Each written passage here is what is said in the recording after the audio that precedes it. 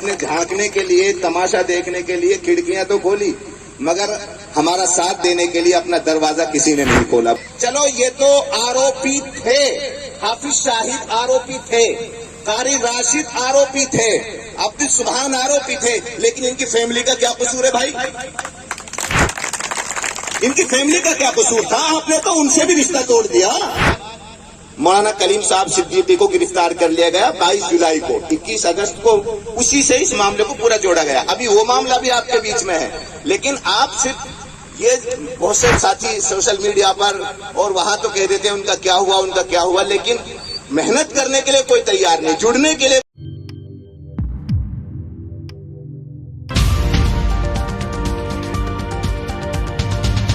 सलाम आदाब दोस्तों, मैं हूं शम्स सईद और आप देख रहे हैं न्यूज़ हर खबर आप तक। दोस्तों, जो खबर मैं आज आपके साथ शेयर करने वाला हूं वो बहुत बड़ी खबर है और आप ये वीडियो देख लें, उसके बाद आगे की बात करते हैं। किसी ने खिड़कियां खोली मगर दर किसी ने नहीं खोला। मेरी बात समझना, सबने झांकने के लिए, तमाशा देखने के लिए खिड़कियां तो खोली, मगर हमारा साथ देने के लिए अपना दरवाजा किसी ने नहीं खोला। बुरा मत मानना, मैं इस सच्चाई को बयान कर रहा हूं। क्या ये इस्तिकबाल आज से तकरीबन 3.25 साल पहले जब जमानत पर आपकी इस बस्ती के हाफिज शाहिद साहब जमानत पर रिहा होकर आए थे, क्या उनका हक नहीं बनता था?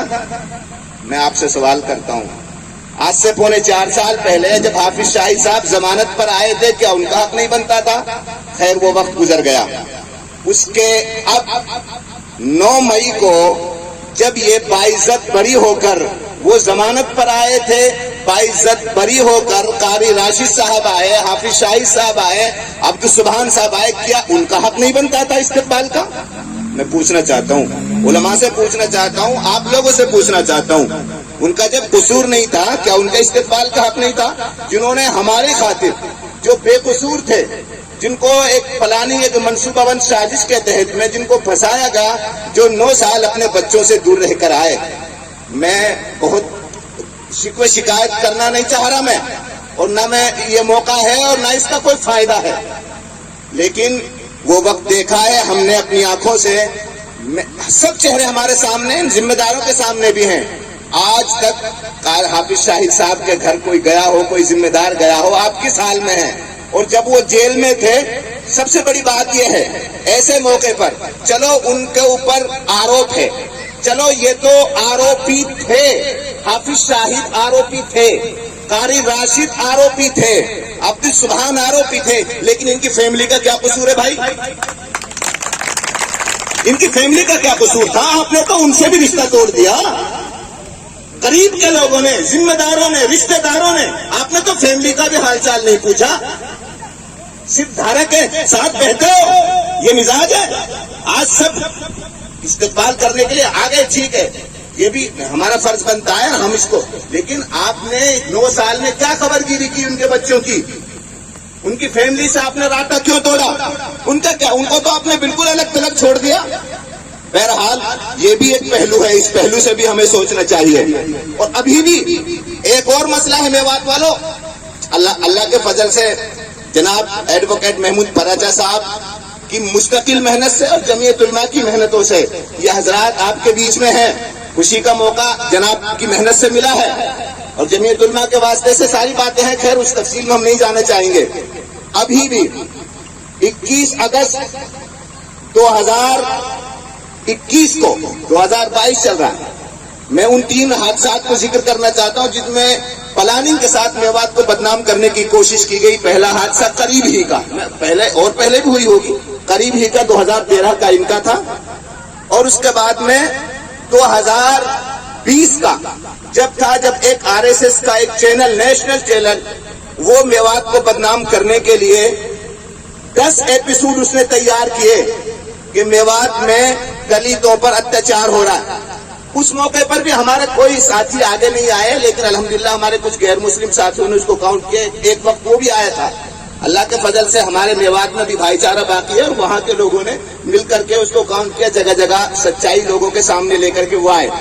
उसके बाद में अभी तीसरा 2021 का 21 अगस्त 2021 को एक फर्जी और झूठा मुकदमा दर्ज होता है کہ میوات میں جبرن دھرم پریورتن کیا جاتا ہے، میوات میں جبرن دھرم پریورتن کرایا جاتا ہے، اور جس کے نتیجے میں 2 FIR ہوتی ہیں، ایک نوح سٹی میں ہوتی ہے اور ایک روز کا میو میں ہوتی ہے، اور 22 اگست کو ایک ساتھی کو اریسٹ بھی کر لیا جاتا ہے، گرفتار کر لیا جاتا ہے، ابو بکر سلمبا، جو آلریڈی نو مسلم تھے اور آج بھی وہ جیل کی سلاخوں میں ہیں۔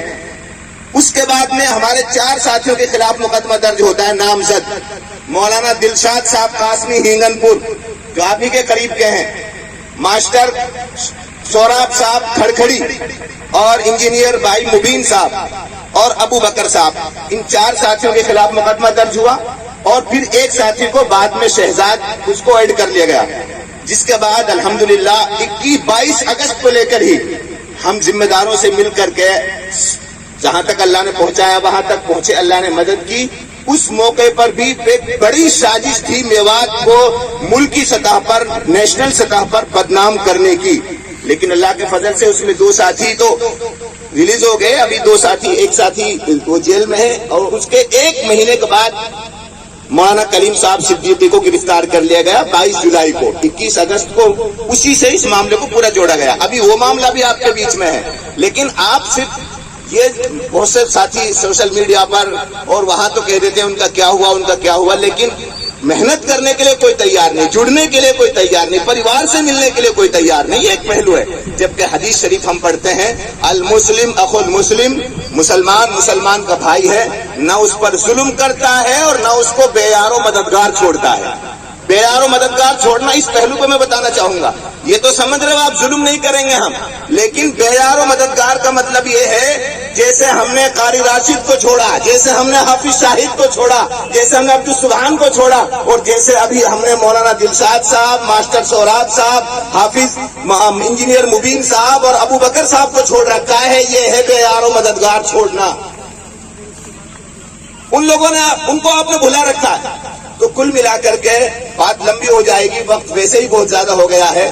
میں آپ لوگوں سے نہایت درد کے ساتھ یہ گزارش کرتا ہوں، علماء کرام سے بھی، کوئی بھی وقت آئے خدا کے لیے ایسے موقع پر ہمیں ڈر اور خوف کو نکال کر کے ہمیں میدان میں آنا چاہیے۔ ہم سب کا مشترکہ مسئلہ ہے، اور اللہ کے فضل سے بہرحال یہ ساتھی آپ کے بیچ میں ہیں، ابھی بھی ان کے بہت سے مسائل ہیں، ابھی بھی آپ ان سے مل کر کے پوچھ سکتے ہو بھائی کیا گزری، ابھی تو آپ نے ان کے داستان ہی نہیں سنی کہ کیسے گزری، کون اس کا ذمہ دار ہے۔ اور ایسے لوگوں کو بھی چنہت کرنا، ایسے لوگوں کو بھی جن کی وجہ سے نوبت آئی ہے، ایسے لوگ بھی ہیں، لیکن آپ سچائی کو جاننا ہی نہیں چاہتے، آپ تحقیق کرنا ہی نہیں چاہتے ہیں، آپ نے کبھی پوچھا ہی نہیں ہوا کیوں، وجہ کیا ہوئی۔